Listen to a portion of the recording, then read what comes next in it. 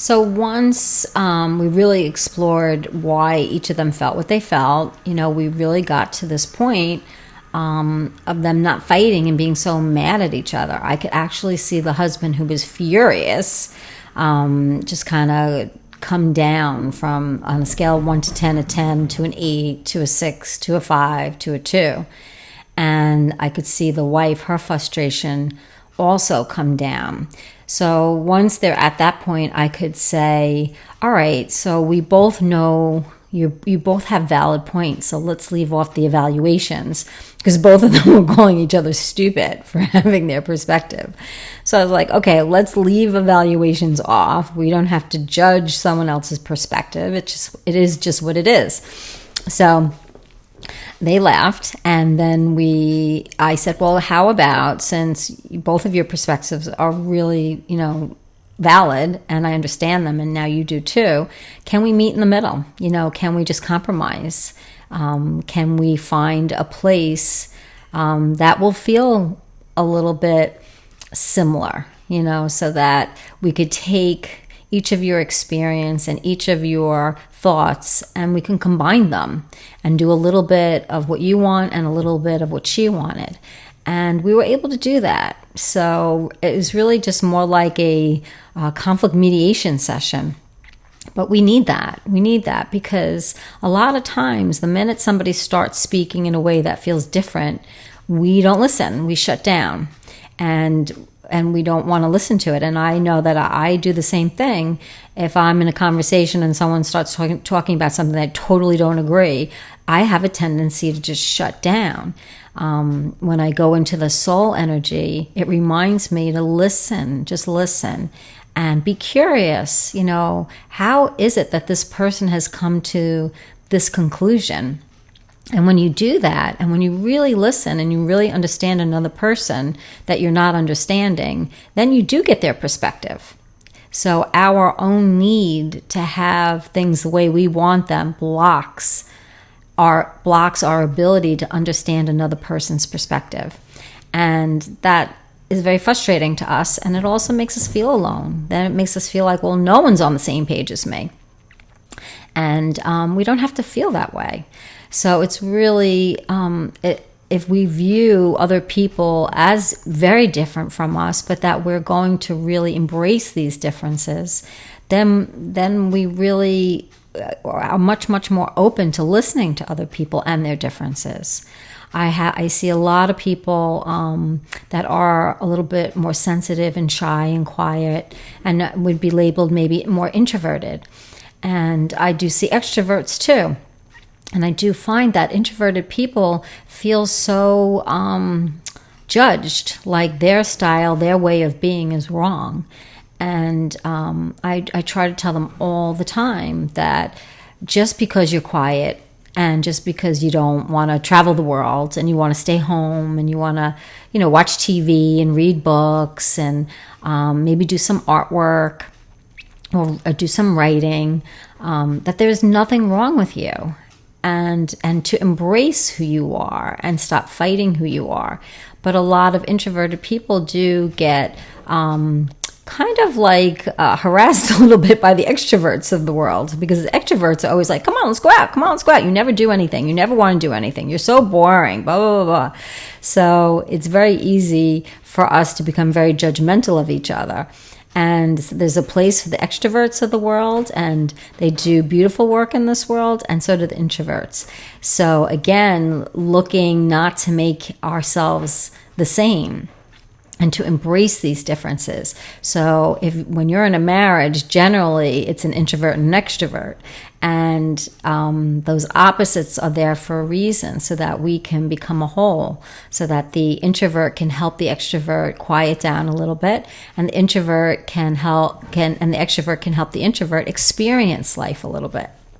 But without putting each other down and without making it that it has to be that way, because the minute that happens, then people's feelings get hurt, and then you feel like your way of being or your style is wrong.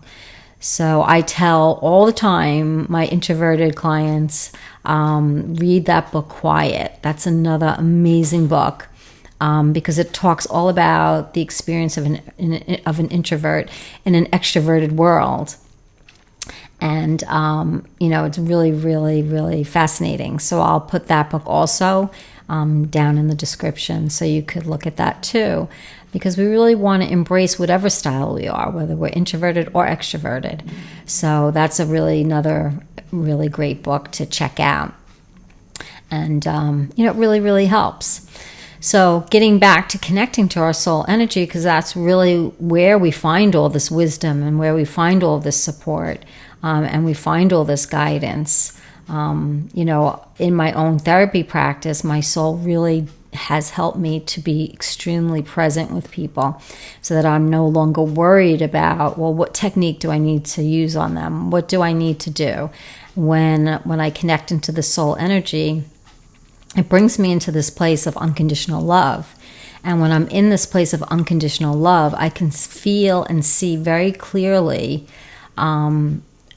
the soul of each person that sits before me.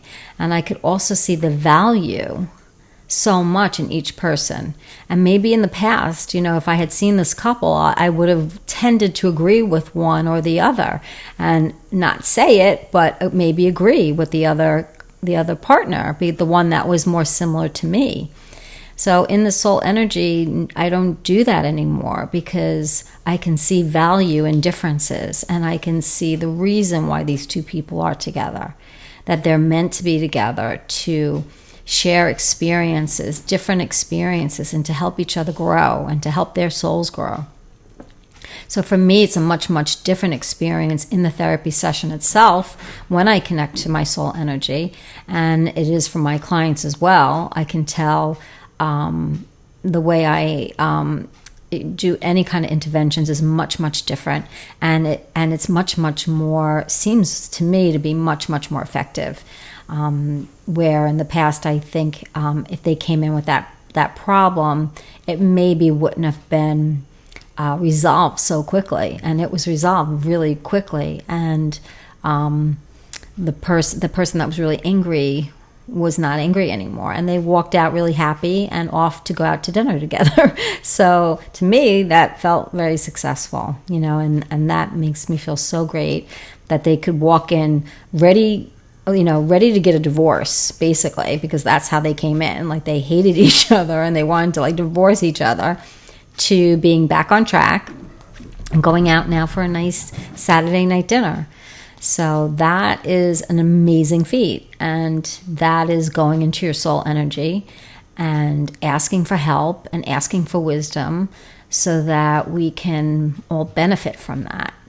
And it's an amazing experience. So how do you get into that soul energy again? You just ask to connect to your soul energy. Ask, well, what does my soul look like? What does my soul want to say to me today? Can my soul give me a sign? I a lot of times will ask my soul to give me a sign if I'm on the right track. So recently I asked my soul, I was writing something or doing something, and I said, all right, I don't know if I should be doing this. And, I always tend to second guess myself. So I asked my soul, if I'm supposed to be doing this, can you please show me a hummingbird? Which I knew a hummingbird is not an easy bird to see. I mean, I do not have any hummingbird feeders, and I'm not outside all that much. I mean, I do take walks, but generally I don't see hummingbirds. And so I said, to my soul or spirit, my guides, whoever wanted to give me this validation, to show me a hummingbird. And I made it difficult enough because I figured it's not going to work. And that night, a very interesting thing happened. One of my clients had drew a beautiful picture. And so she sent me the picture just to share it with me. And under it said a hummingbird. And she drew a picture of a hummingbird.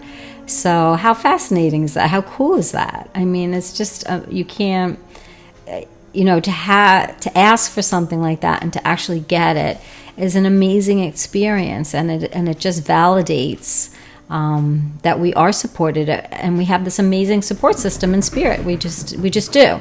So if you're doing something, that you need some validation or help with, ask your soul if you're on the right track. Just ask them and make up a sign that is like a little bit difficult, so that you can really feel like, oh, that really worked. That really did work.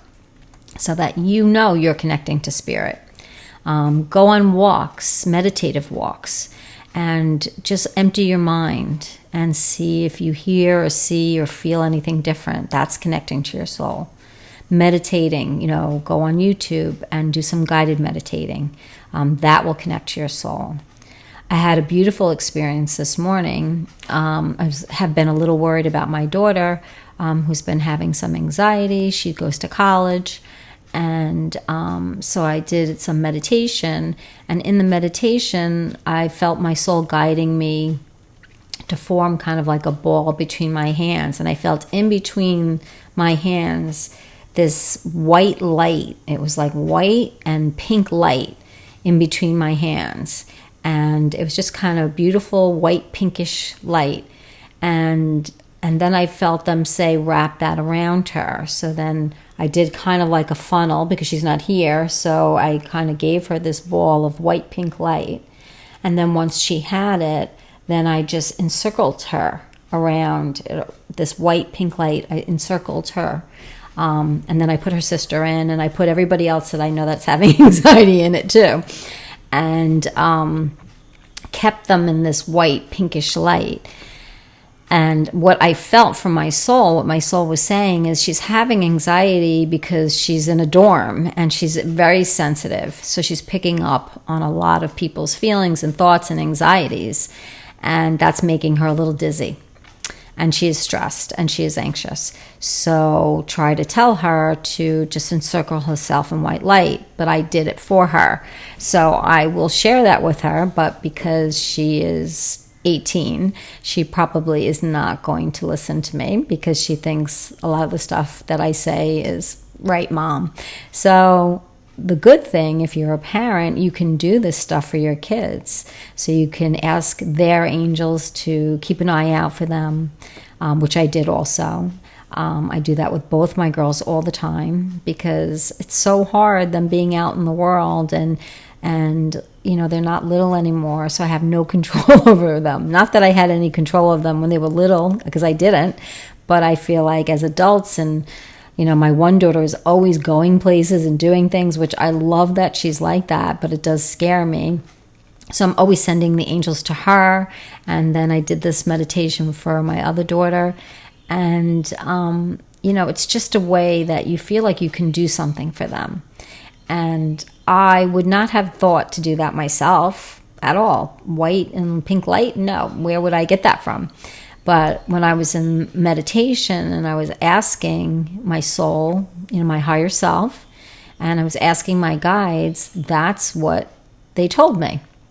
So it's very, very powerful stuff. And the amount of wisdom and guidance is endless. It's just endless. Your soul will guide you to books. I think my soul guided me to that book, Changed in a Flash, because it was so powerful for me. And my soul will guide me to other learnings. Abraham Hicks, my soul, I'm sure, guided me to. So, listen to your soul. Don't listen to your thoughts.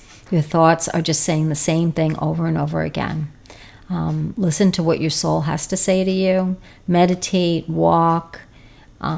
Listen to other people that are connected spiritually, like Abraham Hicks and Eckhart Tolle. Listen to those kind of people that are connecting in a way that is helping this world and will help you individually, and then it helps us all collectively. And we're doing amazing work, all of us. So keep it up. And, check out all the other radio shows on psychic.network, because we have so many different shows now and so many different interesting topics. So check it all out, and I hope to talk to you soon. Have a great day. Hope this helps, and keep on connecting to the wisdom of your soul. Take care. Bye-bye.